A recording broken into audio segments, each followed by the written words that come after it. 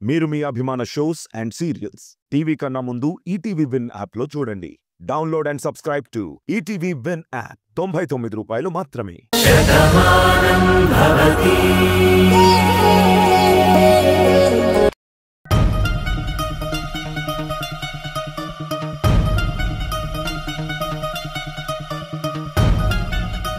అదిగో మురారి బాబు గారు వచ్చేసారమ్మా.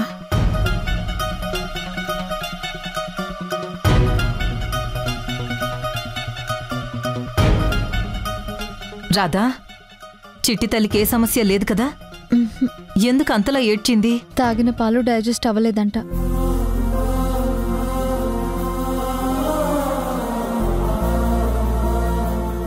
కడుపు నొప్పితో ఏడ్చింది. అయ్యో, మరి మందులు ఏమైనా ఇచ్చారా?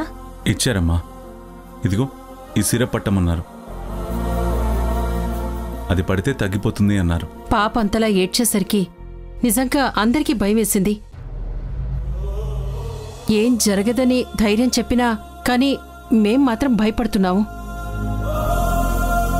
లోకాన్ని చూస్తున్న పసికందు అంతలా ఏడ్చేసరికి ఏం జరిగిందో తెలియక నా గుండె ఆగినంత పని అయింది.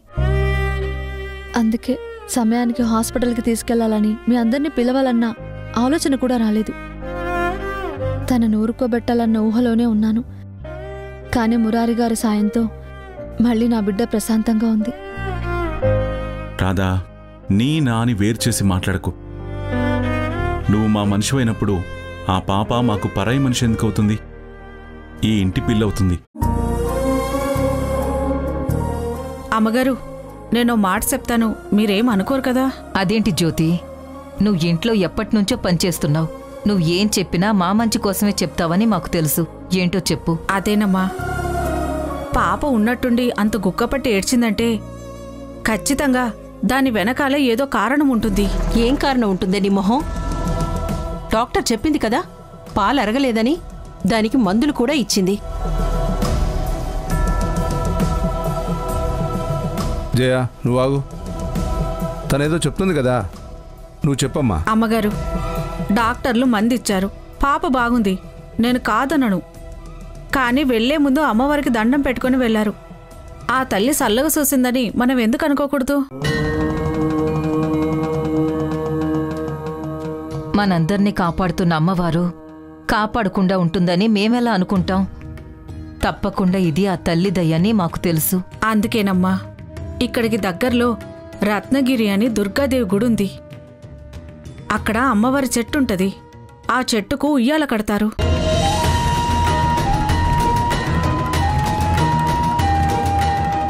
పెళ్ళైనోళ్ళు ఉయ్యాల కడితే పిల్లలు పుడతారు. ఇలా పిల్లలకేమైనా ఇబ్బంది వస్తే ఆ తల్లి దగ్గరికెళ్ళి ఉయ్యాల కడితే ఇంకా ఎలాంటి పీడ పిల్లలకు ఉండదని ఊర్లో అందరు చెప్పుకుంటారమ్మా. మీరు పాపని తీసుకొని ఆ గుడికి వెళ్ళండమ్మా. ఏంటే నీ పిచ్చి? మన ఊర్లో అమ్మవారిని వదిలేసి ఎక్కడో రత్నగిరిలో ఉన్న అమ్మవారి దగ్గరికి వెళ్ళమంటావేంటి? మన ఊరి అమ్మవారి దగ్గరికి వెళ్ళి పాపం చూపిద్దాం. కొబ్బరికాయ కొట్టి నైవేద్యం కూడా పెడదాం. లేదు జయ, జ్యోతి చెప్పిన మాటని అంత తేలిగ్గా తీసిపారేకు. ఆ అమ్మవారు చాలా మహిమగల తల్లి అని నాకు తెలుసు. అంతవరకు ఎందుకు? నువ్వు నా కడుపులో ఉన్నప్పుడు మీ నాన్నగారు నన్ను అక్కడికి తీసుకెళ్లారు. నేను ఉయ్యాల కట్టాను. నా పిల్లలకి ఎలాంటి సమస్య రాకుండా చూడు తల్లి అని దండం పెట్టుకున్నాను.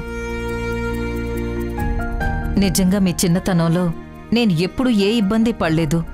మీరు ఆరోగ్యంగానే ఉన్నారు. ఇప్పటికీ ఏ సమస్య లేకుండా తల్లి కాపాడుతుంది. అయితే మరి ఇంకేమమ్మా, అంత మహిమగల అమ్మవారు అంటున్నారు కదా, పాపని తీసుకుని మనం అందరం వెళ్దాం. అవునండి, ఆ తల్లి గురించి మీరే ఇంత గొప్పగా చెప్తున్నారు. తప్పకుండా పాపని తీసుకెళ్ళి ఆ తల్లికి చూపిద్దాము, అక్కడ ఉయ్యాల కడదాము. ఈ మాట నాకు ముందే తెలుసుంటే నేను మొక్కుకునేదాన్ని. రాధా, నేను ఈ విషయంలో మొక్కుకున్నానమ్మా. కానీ నేను ఈ మాట ఎవరికీ చెప్పలేదు. తర్వాత పరిణామాల్లో నేను కూడా మర్చిపోయాను. నీకు సుఖంగా ప్రసవమై అంతా బావుంటే వచ్చి ఉయ్యాల కట్టిస్తానని ఆ తల్లికి దండం పెట్టుకున్నాను.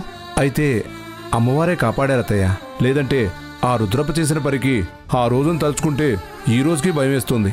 అలాంటి గండం నుంచి కూడా రాధ బయటపడి బిడ్డకు జన్మనిచ్చిందంటే ఖచ్చితంగా ఇది ఆ దైవశక్తి మహిమే. అవునమ్మా, అంత చల్లగా ఆ తల్లి కాపాడింది అంటే తప్పకుండా ఆవిడ మొక్కు చెల్లించుకోవాలి.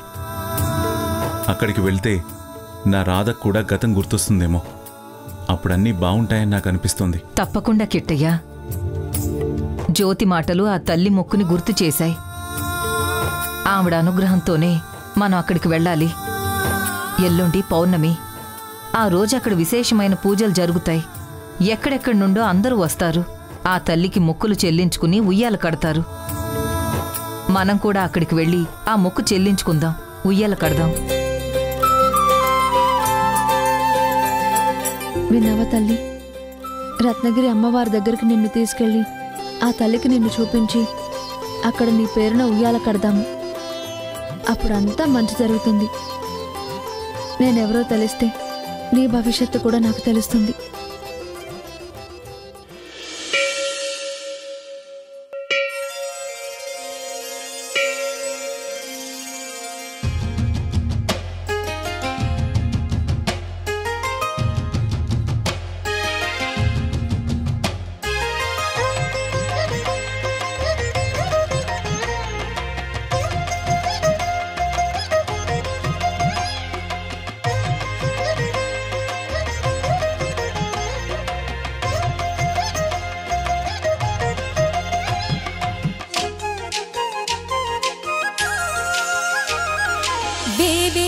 జయజయలివే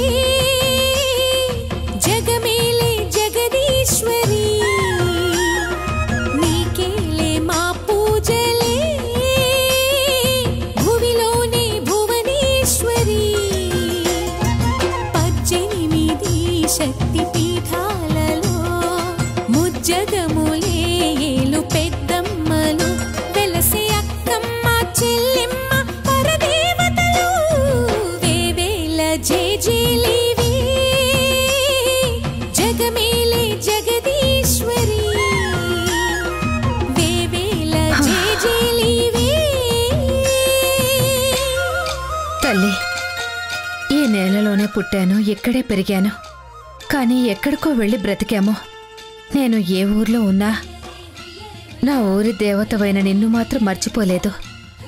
అమ్మా, నీ దయతోనే బ్రతికాము. నీ దయ ఉండటం వల్లే మళ్ళీ నేను బయటికొచ్చాను. ఇప్పుడు ఇంకొక కోరికతో వచ్చాను తల్లి. నా కోరిక నెరవేరేటట్టు నువ్వే చూడాలమ్మా.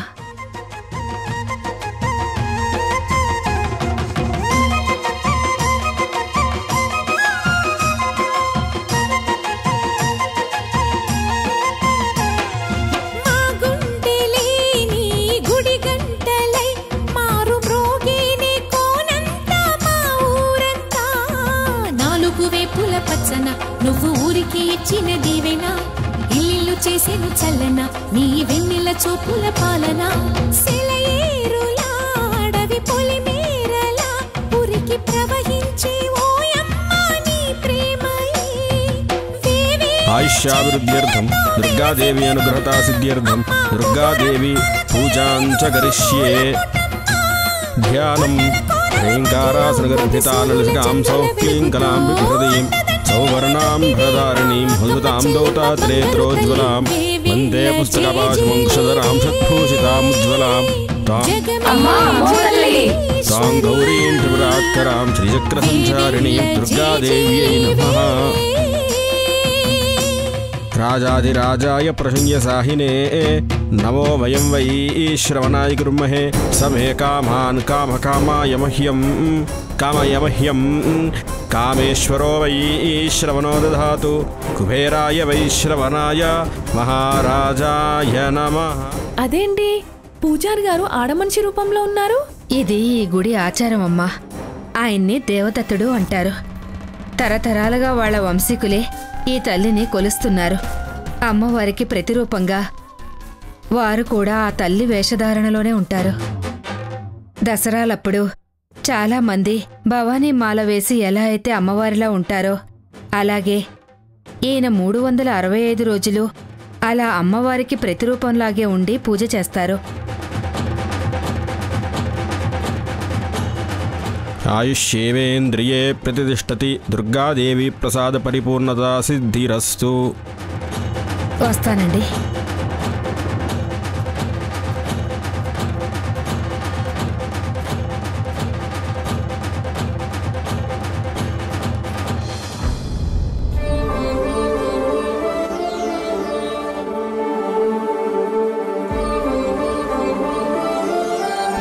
ఆంటీ, ఈ జ్యూస్ తీసుకోండి. నీలిమా, అనవసరంగా నీకెందుకు శ్రమ? అసలే నువ్వు ఉపవాస దీక్షలో ఉన్నావు కదా, ఈ పనులన్నీ నువ్వు చేయటం అవసరమా? పర్వాలేదంటీ, నేను ఈ పూజ చేస్తుంది నా జీవితం బాగుండాలని.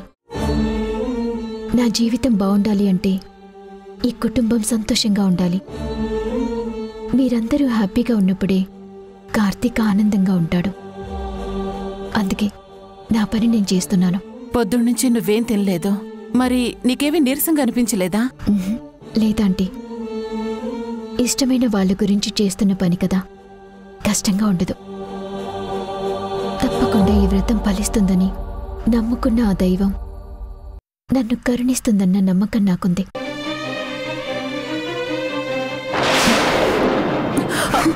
Neelima, are you okay? పర్వాలేదండి. అంతా బాగుందని నాతో చెప్పావే కాని నీకు నీరసంగా ఉందని నీ పరిస్థితి చూస్తుంటేనే అర్థమవుతుంది. నీకు కళ్ళు తిరిగే కదా? అవునా ఆంటీ, కానీ పడిపోలేదు కదా. సరే రా, కాసేపు కూర్చో.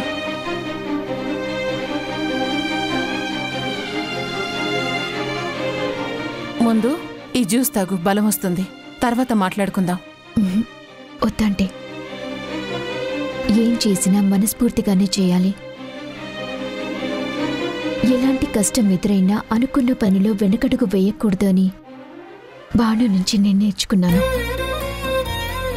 ఇప్పుడు కళ్ళు తిరిగాయని ఆ జ్యూస్ తాగితే నేను చేస్తున్న వ్రతానికి భంగం ఏర్పడుతుంది. దయచేసి ఆ పని మాత్రం చేయకండి. ఏంటి నీ మూర్ఖత్వం? నువ్వు అమెరికాలో పుట్టి పెరిగావు. అక్కడ ఇలాంటి పూజలు వ్రతాలు ఏవీ ఉండవు. మహా అయితే రోజు ఇంట్లో దేవుడికి దండం పెట్టుకుంటారు. చిన్నప్పటి నుంచి ఉపవాసం అనేది నీకు తెలియనే తెలియదు కదా. అమెరికాలో పెరిగినప్పుడు నాకు ఏ విషయాలు తెలియవంటే ఇక్కడికొచ్చాకే చాలా తెలుసుకున్నాను, చాలా నేర్చుకున్నాను. నన్ను నేను మార్చుకున్నాను. నిన్ను నువ్వు మార్చుకున్నందుకు మాకు సంతోషంగానే ఉంది. కానీ మానసికంగా నిన్ను నువ్వెలా బాధ పెట్టుకుంటూ ఉంటే నాకు బాధగా ఉంటుంది నీలిమా. నేను పూజ చేస్తోంది కార్తీక్ మనసు మారాలని, తన మనసులో నాకు స్థానం రావాలని, తన జీవితంలో నేను ఎప్పుడు ఉండాలని. దానికి ఆ దైవం సహకరిస్తుంది. ఈ వ్రతం ఫలిస్తుంది అన్న నమ్మకం నాకుంది. అందుకే చేస్తున్నాను. ఇది కష్టంతో కాదంటే ఇష్టంతోనే చేస్తున్నాను. నీ నమ్మకాన్ని నేను కాదంటం లేదు నీలిమా. నీ పూజను కూడా నేను తప్పు పట్టడం లేదు. కానీ మనిషి ధైర్యంగా ఉండాలంటే ముందు బలంగా ఉండాలి. చూడు, ఉపవాసం నీకు అలవాట్లేదు. నువ్వు నీరసంతో పడిపోతే నీ ఆరోగ్యం ఏమవుతుంది? ఇదిగో, భగవంతుణ్ణి మనస్ఫూర్తిగా వేడుకుంటే కరుణిస్తాడు అని అమ్మమ్మ ఎన్నోసార్లు చెప్పింది కదా. నువ్వనుకున్నది నెరవేరాలని ఆ దేవుణ్ణి కోరుకోవాలి. కాని ఇదిగో, ఈ దీక్షని విరమించుకో. ఇలా పూజ మధ్యలో ఆపేస్తే పాపం తగులుతుందని నువ్వేమనుకోకు. సర్వాంతర్యామికి సర్వం తెలుసు. నువ్వెందుకు ఈ పని చేశావు, మళ్ళీ ఎందుకు ఆపేశావో ఆయనకేవీ తెలియకుండా పోదు. నీకు ఎలాంటి చెడు ఫలితం రాదు. నా మాట వినమ్మా. మీ మాట కట్టొస్తున్నందుకు నన్ను తప్పుగా అనుకోకండి. చెప్పాను కదా, ఎన్నో సమస్యల్ని దాటుకుని నేను మనసారా ప్రేమించిన కార్తీక్కి భార్యగా మారాను. తన చేయి పట్టుకుని 7 అడుగులు నడిచాను. తను కట్టిన తాళి ఇప్పుడు నా గుండెల మీద ఉన్నా కూడా ఇంకా తన గుండెల్లో నాకు స్థానం దొరకలేదు. అది రావాలి అని ఎంతగానో అనుకుంటున్నాను. దానికి దైవ సంకల్పం తోడైతేనే అది జరుగుతుందని నేను నమ్ముతున్నాను. అందుకే ఎంత కష్టమైనా ఈ దీక్ష చేయాలి అని నేను నిర్ణయించుకున్నాను. ఇలా మధ్యలో నేను ఆపలేను. దయచేసి ఆపమని చెప్పకండి ఆంటీ. అది కాదు నీలిమా. సారీ ఆంటీ, మీరేం చెప్పినా వింటాను. కానీ ఈ విషయంలో మాత్రం నేను వినలేను. మీ మాట వినందుకు నా మీద కోపాన్ని పెంచుకోకండి. కార్తిక్ మీద నాకున్న ప్రేమని అర్థం చేసుకోండి చాలు.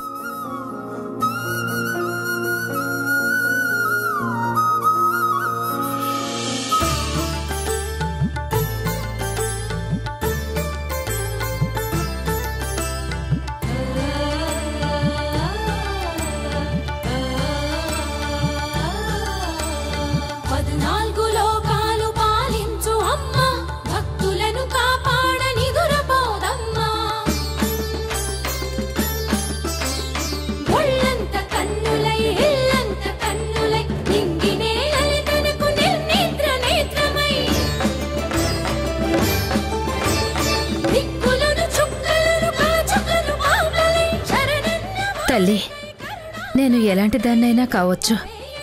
గతంలో ఎన్నో తప్పుడు పనులు చేసుండొచ్చు. ఎంతో మందికి బాధ కలిగించుండొచ్చు. ఆ ఉసురు నాకు తగిలితే నేను అనుభవిస్తాను. కానీ నా బిడ్డ నరకాన్ని అనుభవిస్తుంటే చూడలేకపోతున్నాను. ఏం జరిగిందో ఎలా జరిగిందో ఎవ్వరికీ తెలియదు. కానీ నా కొడుకు అజయ్ మాత్రం ఇప్పుడు మంచాన పడ్డాడు. పసిపిల్లాడిగా ఉన్నప్పుడు వాణ్ణి ఎత్తుకుని ఆడించింది నేనే. ఇప్పుడు మళ్ళీ నా కొడుకుని అదే పసిపిల్లాడిలా చూసుకోవాల్సి వస్తుంది. అది నాకు భారం కాదు, కానీ వాణ్ణి అలా చూడ్డం చాలా బాధగా ఉందమ్మా. నా కొడుకు త్వరగా కోలుకోవాలని, మళ్ళీ మామూలు మనిషి అవ్వాలని కోరుకుంటూ నీకు ఉయ్యాల కట్టాను. నా కోరికను మన్నించు తల్లి. తప్పేమైనా ఉంది అనుకుంటే నన్ను శిక్షించు. నా బిడ్డను మాత్రం రక్షించు.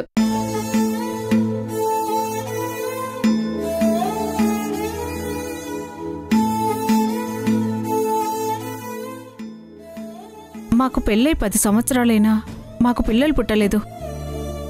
ఎంతో మంది డాక్టర్లను కలిసినా మాకు పిల్లలు పుట్టే అవకాశం లేదన్నారు. అప్పుడే నీ గురించి విన్నాము, నీ సన్నిధికొచ్చి కోరుకున్నాము. అనుకున్నట్టుగానే మాకు 12 బాబు పుట్టాడమ్మా. మా ఇంట్లో ఉయ్యాల పడింది కాబట్టి నీకు ఉయ్యాల కట్టడానికి వచ్చాం.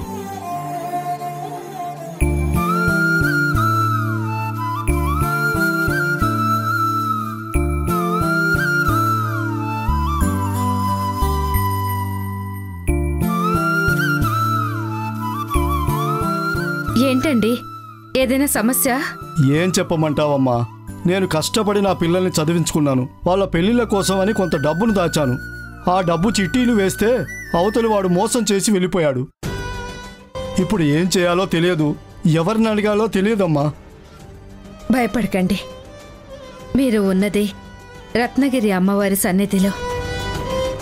ఈ తల్లి చాలా మహిమ కలిగినది. ఈ చెట్టు ఈ భూమండలం మీదే ఒక మహిమాన్వితమైన వృక్షం. ఈ చెట్టు చుట్టూ ప్రదక్షిణలు చేసి ఉయ్యాల కట్టండి. తప్పకుండా మీ కష్టాలన్నీ తీరుతాయి. మీరు పోగొట్టుకున్న డబ్బు మీకు వెనక్కి వస్తుంది. అదేంటమ్మా, ఉయ్యాల కట్టడం అంటే పిల్లల కోసమే కదా కడతారు? లేదండి, ఎలాంటి కోరిక ఉన్నా సరే ఈ తల్లికి ఉయ్యాల కట్టాలి. అమ్మవారిని పసిపాపలా చూసి ఉయ్యాలలో వేసి ఊపిన భావనతోనే ఇక్కడ అందరూ ఉయ్యాల కడతారు. తల్లిని అంత ప్రేమగా చూస్తారు కాబట్టి ఏ కోరికైనా ఆ తల్లి నెరవేరుస్తుందని అందరూ నమ్ముతారు. చాలా సంతోషం అమ్మా. ఏం చేయాలో అర్థం కాక ఆత్మహత్య చేసుకుందామనుకున్నాను. కానీ ఎవరో ఒక వ్యక్తి చెప్పాడు, ఇక్కడికొచ్చి ఈ తల్లికి దండం పెట్టుకుంటే కోరిక నెరవేరుతుందని. ఇప్పుడు నువ్వు చెప్పిన దానివల్ల చచ్చిపోయిన ఆశ తిరిగి బతికి వచ్చిందమ్మా. నేను ఉయ్యాల కడతానమ్మా. ఉయ్యాల ఎక్కడిస్తారమ్మా? గుడిలో అమ్మవారికి పూజ జరుగుతూ ఉంటుంది. దేవదత్తుడు గారు పూజ చేసిన ఉయ్యాల మీకిస్తారు. మీరు వెళ్ళి కట్టండి. అలాగే.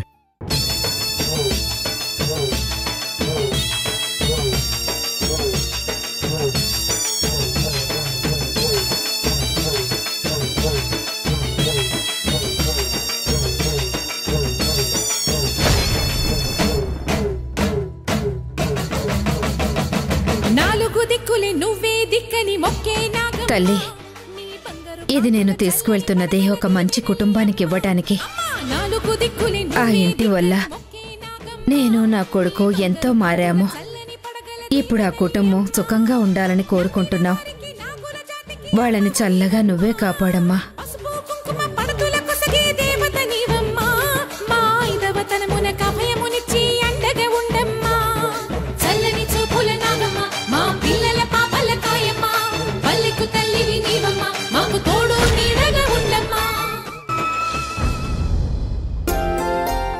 అదలా ఉపవాసంతో ఉంటే నా కడుపు తరుక్కుపోతుందే.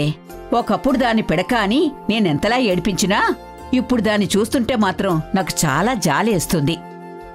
నాకు అలాగే ఉందమ్మమ్మా. కాని ఏం చేస్తాం చెప్పు? మనం వద్దు అంటే వింటుందా? ముందే ఎంతో కఠోరమైన ఈ దీక్షని మొదలు పెట్టింది కదా. ఈ విషయం కార్తీక్కి చెప్పొద్దు అని చెప్పింది. ఇప్పుడు కార్తీక్ తను తిన్నది వదిలితే తప్ప తను తినటానికి లేదు. వదలమని మనం కార్తీక్ ఎలా చెప్తాం? చూడు, నా దగ్గర ఒక ఉపాయం ఉంది. కార్తీక్ ఏది ఇష్టంగా తింటున్నాడో చూద్దాం. అదే ఇంకొంచెం ఎక్కువగా వేసేద్దాం. వాడు తినలేను బామ్మ అంటాడు కదా. సర్లేరా, తినకపోతే మాత్రం బలవంతంగా ఏం పెడతాము, వదిలేసి వెళ్ళి చేయి కడుక్కో అని చెప్తాను. అప్పుడు అది తినడానికి పనికొస్తుంది కదా. సరే, ముందు వండి పిల్లమ్మమ్మా. కార్తీకు, ఒరే కార్తీకు, ఎక్కడ్రా? రారా. ఏంటి బామ్మా? ఇదిగో కార్తీకు, కడుపులో ఎలకలు పరిగెడుతున్నాయిరా. ఆకలితో గింగిరాలు తిరిగిపోతున్నానురా. తొందరగా భోంచేద్దాం రారా. అదేంటి బామ్మా, మనం ముగ్గురమే భోంచేయడం ఏంటి? అందరినీ రానివ్వు, అప్పుడే తిందాం.